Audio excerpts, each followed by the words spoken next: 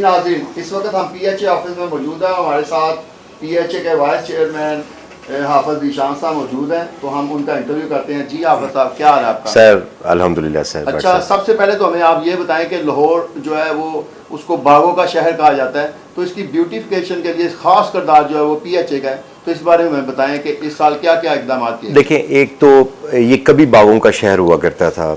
آپ دیکھیں کہ جب ہم بچپن میں اسکول جایا کرتے تھے, ٹیوشن جایا کرتے تھے, تو ہمیں رستے میں امرود ملتا تھا, ہمیں رستے میں جامن ملتا تھا. اور مجھے بچپن میں کوئی ایسی بات یاد نہیں ہے کہ میں نے کبھی جامن یا امرود کبھی ریڑھی سے خرید کے کھایا ہو. ہم تو جاتے جاتے وہ روڈ سے کھایا کرتے تھے. یہ تھا اصل میں باغوں کا شہر. باغوں کا شہر تو یہ تھا کہ جب صبح فجر سے پہلے جب پرندے چہچہاتے تھے. باغوں کا شہر تو اس وقت تھا جب تتلی کھیلتے بچوں پہ آ کے ازہد بیٹھ جایا کرتی تھی. بدقسمتی سے پچھلے کچھ سالوں سے لاہور کو لینٹرز ادا کر دیا گیا, کبھی میٹرو لائن کی شکل میں, کبھی اورنج ٹرین کی شکل میں. پورے لاہور کو کنکریٹ کا شہر بنا دیا گیا. پرندے روٹھ کے چلے گئے, تتلیاں ناپید ہو گئیں, گلہری ہمیں نظر نہیں آتی. جب پاکستان تحریک انصاف کی حکومت آئی تو ہم نے سب سے زیادہ بیوٹیفیکیشن آف لاہور اور باغوں کے شہر کو, یعنی لاہور کو اس کی پرانی شکل دینے کے لیے کام کیا. ہم نے جو ابھی حالیہ دنوں میں بیوٹیفیکیشن پہ کام کیا وہ یہ تھا کہ ہم نے لاہور کے 51 مقامات کی نشاندہی کی, اور ہم چھوٹے چھوٹے مصنوعی جنگلات لگا رہے ہیں, جس میں شادمان میں, علامہ اقبال ٹون میں, ہربنس پورہ میں, اور کنجسٹڈ ایریاز جو اندرون کے تھے, 2 کنال کا, 4 کنال کا, 6 کنال کا, 8 کنال کا, ہم چھوٹے چھوٹے جنگل بنا رہے ہیں. اس کا مقصد یہ تھا کہ روٹھے پرندوں کو واپس کیسے لایا جا سکتا ہے, تتلیاں کیسے پھر سے آ سکتی ہیں. دوسرا ہم نے اقدام یہ کیا کہ شہر لاہور کے جتنے داخلی دروازے تھے, آپ قصور سے آئیں, آپ شیخو پورے سے جب آتے ہیں, آپ جب ملتان روڈ سے لاہور انٹر ہوتے ہیں, تو ہم نے داخلی دروازے بڑے اچھے بنوا رہے ہیں تاکہ جب لاہور میں آئیں تو آپ کو امپریشن ملے کہ یہ پھولوں کا شہر ہے, یہ درختوں کا شہر ہے, یہ باغوں کا شہر ہے. دوسرا آپ نے دیکھا کہ لاہور میں حسین چوک دیکھ لیں, لبرٹی چوک دیکھ لیں, 9 کے قریب راؤنڈ اباؤٹس کو ہم رینوویٹ کر رہے ہیں. ہم اس کو آؤٹ سورس کر رہے ہیں تاکہ پی ایچ اے کے, ریاست کے, گورنمنٹ کے پیسے بھی نہ خرچ ہوں اور بیوٹیفیکیشن پہ بھی کام ہو. تیسرا سر یہ ہے کہ ہم نے اپنے گرین بیلٹس کو بہتر کیا. ہم نے 2 سال کے عرصے کے دوران تقریباً 7.25 لاکھ درخت لگائے. دسمبر تک ہم یہ ٹارگٹ 10 لاکھ کا عبور کرنے والے ہیں. اچھا آپ صاحب یہ بتائیں, یہ جو جنگل بنائے جا رہے ہیں اب تک 1 یا 2 ان میں سے کمپلیٹ ہو چکے ہیں, اور خاص طور پہ تاکہ ان جنگل کے اندر کوئی ایسا ماحول بنایا جائے گا جس میں عوام کو جنگل میں منگل منانے کا موقع مل سکے. دیکھیں, ایک تو یہ باقاعدہ میپ بنائے گئے ہیں, اس کے یہ نقشہ بنایا گیا کہ اس میں ہم نے پیسج بھی دیا ہے گزرنے کے لیے, ہم نے سٹنگ ایریا بھی دیا ہے, اور یہ یقیناً لوگوں کے لیے ہے. اگر وہ لوگ وہاں پہ آئیں گے نہیں تو ہمیں بنانے کا کیا فائدہ ہے. آپ نے یہ دیکھا ہوگا کہ لبرٹی راؤنڈ اباؤٹ پہ جو پارکنگ ایریا ہے, لبرٹی کا پارکنگ ایریا, وہاں پہ ہم نے تقریباً 7 کنال کے ایریے پہ یہ مصنوعی جنگل لگایا 8 ماہ پہلے. اگر آپ وہاں پہ وزٹ کریں, اس کا آپ اگر ڈرون سے اس کا ویڈیو کلپ حاصل کریں تو آپ کو پتہ چلے گا کہ وہ نہایت خوبصورت, دل فریب نظر آتا ہے, اور کم از کم وہ 12 فٹ کے درخت ہو چکے ہیں. یہ ایک جاپان کی ٹیکنیک تھی جو اختیار کی گئی یہاں پہ. اچھا یہ بتائیں, یہ لاہور میں پی ایچ اے ایک اور بہت اچھا اقدام کر رہا ہے, یہ جو سائیکلنگ ٹریک بنایا گیا ہے, اس کے حوالے سے آپ بتائیں. دیکھیں, میں اکثر جب پوش ایریاز کی طرف جاتا تھا تو رات کو بچے بچیاں ٹریک وہ روڈ کے اوپر وہ سائیکلنگ کیا کرتے تھے. تو لاہور میں چونکہ بیوٹیفیکیشن پہ بہت کام پی ایچ اے کا ہے, شہریوں کو فیسیلیٹیٹ کرنا ہمارا پی ایچ اے کا کام ہے, تو ضرورت اس چیز کی محسوس ہوئی کہ چونکہ لاہور کی سڑکیں اتنی محفوظ نہیں ہیں, حادثات بہت زیادہ ہوتے ہیں, تو ہم نے شہر لاہور کے لوگوں کے لیے, ان باسیوں کے لیے جو سائیکلنگ کرنا چاہتے ہیں, ہم نے ان کو پہلے جناح پارک میں, یہ جیلانی پارک میں, اور اس کے بعد باغ جناح میں 2 ٹریک دے دیے کہ آپ آئیں اور فری آف کاسٹ یہاں پہ آ کے سائیکلنگ کریں. اچھا, لاہور میں بہت سارے چھوٹے چھوٹے پارکس ہیں, ان کی بہتری کے لیے کیا اقدامات کیے جا رہے ہیں؟ دیکھیں, لاہور کو اگر ہم اوورال بات کریں تو تقریباً 900 کے قریب چھوٹے بڑے پارک آتے ہیں.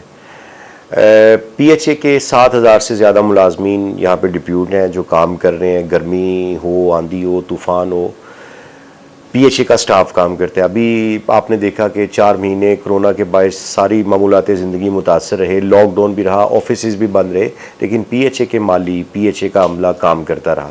اگر آج آپ کو لاہور خوبصورت نظر آتا ہے تو اس کی بنیادی وجہ پی ایچ اے ہے. اگر پی ایچ اے نہ ہو تو آپ کو لاہور کبھی خوبصورت نظر نہ آئے.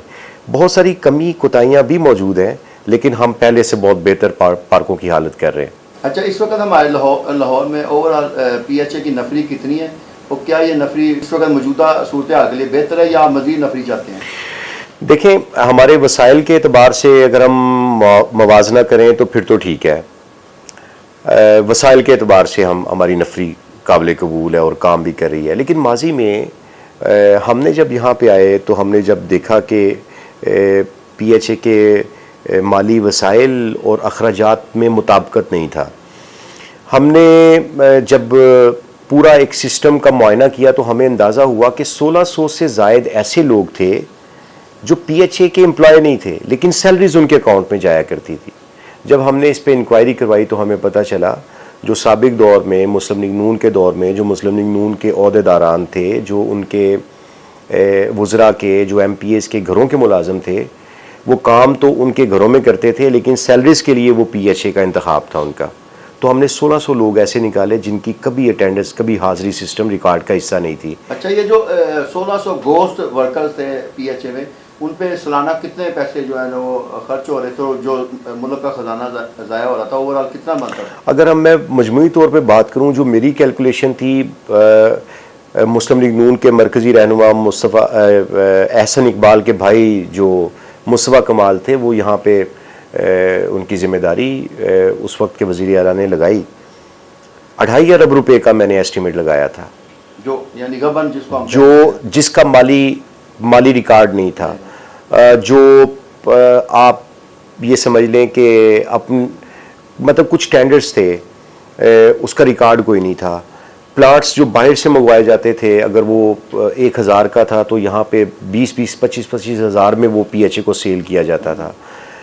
اس وقت میں ٹینڈرنگ کا عمل شفاف نہیں تھا، جو بلڈ کا پروسیس تھا وہ بڑا مشکوک تھا.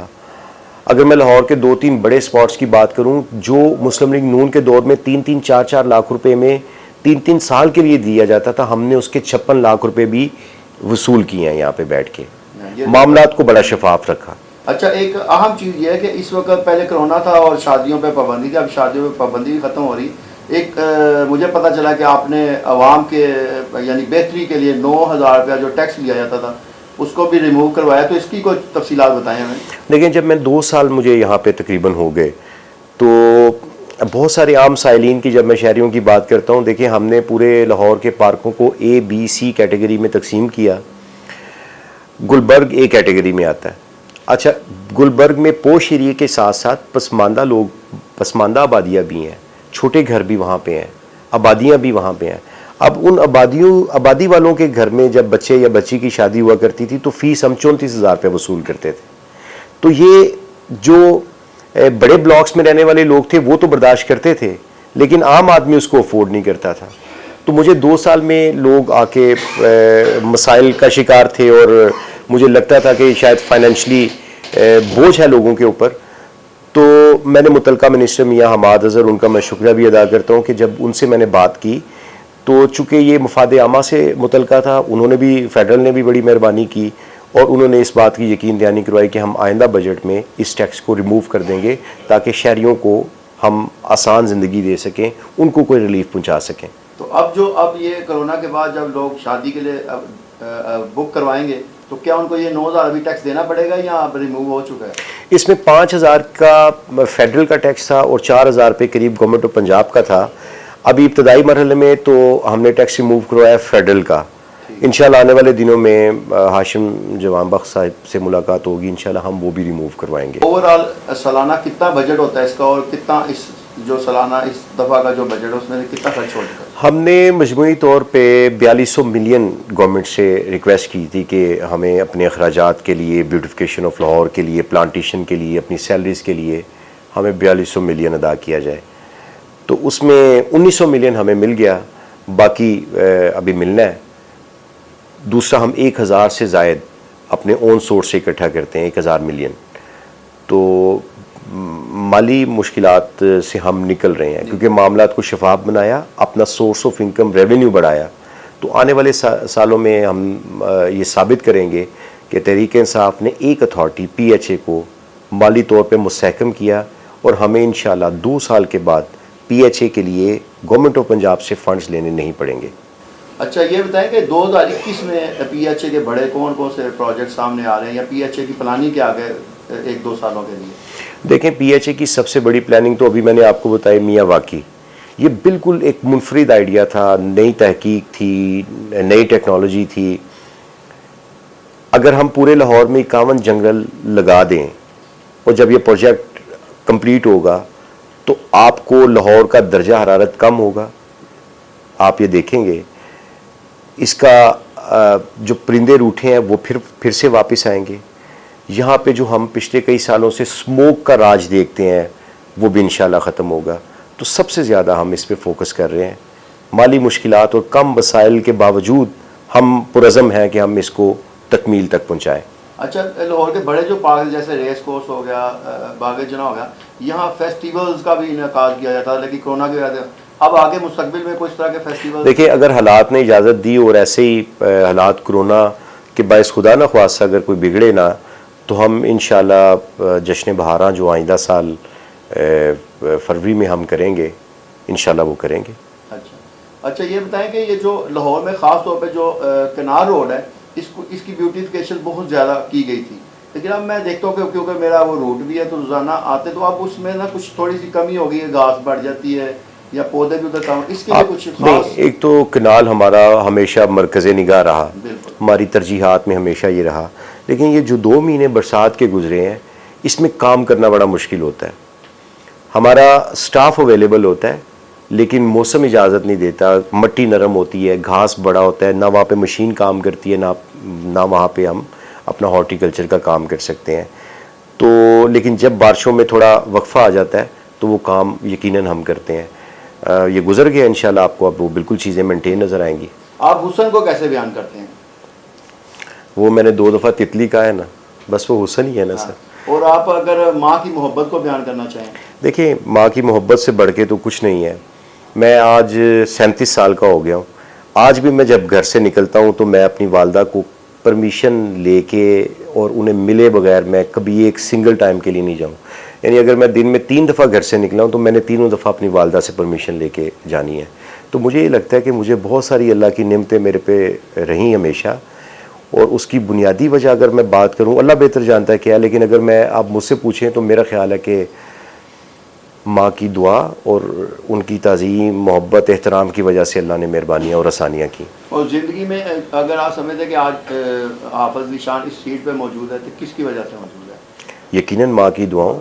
اور آپ محبت کو کیسے بیان کریں گے؟ دیکھیں محبت کو عام طور پہ ہم نے تو محبت کو نام دے دیا شاید کہ محبت مخالف جنس میں پائی جاتی ہے، لیکن محبت تو بڑا ایک اگر ہم اس کو دیکھیں تو یہ قدر کی نگاہ سے دیکھنا چاہیے. محبت تو آپ کو بہن سے بھی ہو سکتی ہے، بھائی سے بھی ہو سکتی ہے، باپ سے بھی ہو سکتی ہے، اپنے رشتوں میں بھی ہو سکتی ہے. تو میرا خیال ہے کہ محبت کا جو اصل حقدار ہے وہ تو حقیقی محبت اللہ سے محبت ہی ہو سکتی ہے، یا اپنے جو آپ کے رشتے ہیں یا ماں باپ بہن بھائی. لیکن ہم نے اس کو ایک تاثر ایک لے لیا کہ شاید محبت جو ہے وہ مخالف اجناس میں پائی جاتی ہے. اچھا یہ بتائیں کہ حافظ ذیشان ایک بچہ تھا جب، تو وہ شرارتی بچہ تھا یا پڑھاکو بچہ؟ نہیں، میں دھیما مزاج ہمیشہ سے میرا رہا. میں شرارتی کبھی بھی نہیں رہا. شرمیلا بہت زیادہ تھا، لیکن مجھے نہیں کبھی میری وجہ سے کبھی میرے گھر والوں کو شکایت نہیں ہوئی کہ کوئی کسی نے آ کے میری شکایت نہیں کی. اور حافظ ذیشان ایک پڑھاکو بچہ بھی تھا؟ پڑھنے میں بہت اچھا نہیں تھا، لیکن میں نے 13 سال اپنے علاقے میں سمنا آباد میں 2000 سے زائد بچوں کو ضرور پڑھایا. میرا جو کیریئر شروع تھا وہ تھا ہی ٹیچنگ کیریئر تھا، لیکن میں ایوریج اسٹوڈنٹ تھا، بہت اچھا میں اسٹوڈنٹ نہیں کبھی رہا. اچھا عمران خان کیسے لیڈر ہے؟ عمران خان کو تو ہم نے جب میں نے پاکستان تحریک انصاف جوائن کی تو میرا کوئی نظریہ نہیں تھا. ایک پولیٹیکل ورکر تھا جماعت اسلامی سے، میں تحریک انصاف میں آیا، but with the passage of time جب میری ملاقاتیں ہوئیں اور ان کے نظریے کو میں نے سمجھا تو یہ نہ صرف پاکستان بلکہ عالم اسلام کے لیڈر بن گئے. آپ یہ دیکھیں کہ جب عالمی فورم پہ بات کرتے ہیں تو سب سے پہلے دین کی بات کرتے ہیں, ایاک نعبد و ایاک نستعین کی بات کرتے ہیں, امت مسلمہ کا درد رکھتے ہیں, چاہے وہ فلسطین کے مسلمان ہوں, چاہے وہ کشمیر کے مسلمان ہوں. ایسا نڈر اور بے باک لیڈر شاید پاکستان کی تاریخ میں کوئی نہیں گزرا جس نے عالمی فورم پہ بھی وہی موقف اپنایا جو اپنے پاکستان میں اپنے باسیوں کے لیے, اپنے شہریوں کے لیے ہوتا ہے. تو عمران خان سے بہتر میرا نہیں خیال کہ کوئی لیڈر آ بھی سکتا ہے, اور یہ ہماری بڑی خوش قسمتی بھی ہے بالکل قطعاً ان چیزوں سے بالا تر ہو کے کہ عمران خان میرے پارٹی کے چونکہ چیئرمین ہیں. میں شاید اس لیے بات کر رہا ہوں, لیکن 2007 میں وہ میرے پارٹی کے چیئرمین تو تھے, لیکن 2007 میں پارٹی تحریک انصاف کے اقتدار میں آنے کا دور دور تک کوئی امکان نہیں تھا. وہ نظریہ تھا جس کی بنیاد پہ ہم نے تحریک انصاف کو جوائن کیا تھا. انشاءاللہ اس کی تکمیل کی جانب بڑھ رہے ہیں. آپ کو آنے والے دنوں میں پاکستان بدلتا نظر آئے گا. اچھا, آپ نے وزیر اعلیٰ پنجاب کو بڑی قریب سے دیکھا ہے, تو آپ یہ بتائیں کہ وزیر اعلیٰ پنجاب جو بزدار ہے وہ ایک انتظامی سربراہ کے طور پر صوبے کے, آپ نے ان کو کیسا پایا, اور ان کی جو ذاتی شخصیت ہے کم گو, اس کا اور اس کا کیا ڈیفرنس آپ نے؟ بس ایک لائن میں آپ کو اس کا جواب دیتا ہوں. آج سے 3 سال 4 سال پہلے اگر آپ جائیں تو جب یہ موسم برسات آتا تھا, بارشیں ہوتی تھی, تو ایک بندہ آپ کو پانی میں کھڑا نظر آتا تھا, لیکن پانی پھر بھی نہیں نکلتا تھا. آج وہ بندہ پانی میں تو نہیں اترتا, لیکن آپ کو لاہور خالی نظر آیا.